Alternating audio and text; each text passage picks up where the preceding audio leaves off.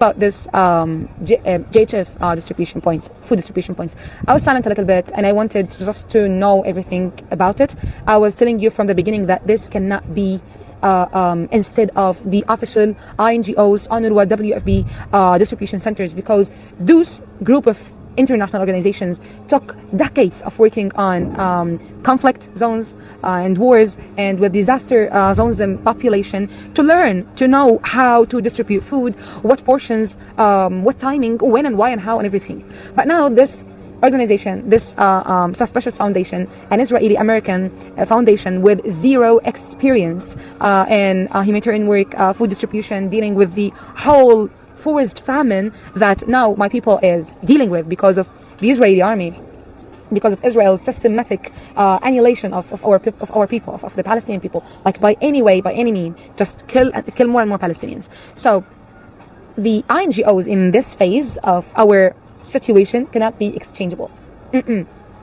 Not now, not by this way, because in the ceasefire, in the temporary ceasefire, like the 2 months ceasefire, about 400 to 500 distribution centers were opened all over Gaza Strip by the INGOs, UNRWA, that the Israeli army, that Israel now is trying to just shut down and stop and cut all of their funds. And the WFP, of course, they were opening all of these centers all over Gaza Strip. Not only this, the distribution was frequent, reaching everyone, was fair, and enough. Now, I'm talking about enough, nothing is enough. Can you imagine that all the people who were there described it at the same, like this way? It's like a cage. And then the GHF opened this cage for the hundreds of thousands of starving people only in 3 points. Normally, they don't work together on the same day. All of them are in the south. None is in the north.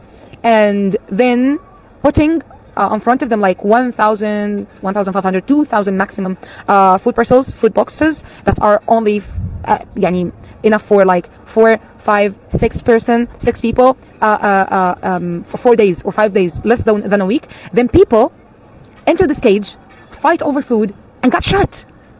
I have a cousin who had 3 shrapnels, one in the back, one in the chest, and one behind his ear because of quadcopter bombing over them. Starving people, that's so, I don't know, that's disgusting.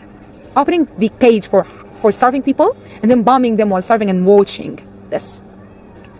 This whole thing, the GHF thing, the suspicious thing, is definitely still working because of 3 things. The first thing, keep killing and humiliating Palestinians. How? Make them fight over food because food is not enough.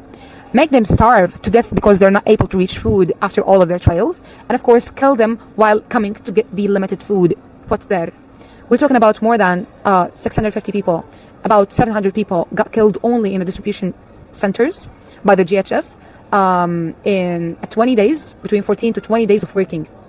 2,000 are injured because of heavy shooting, tank shooting, and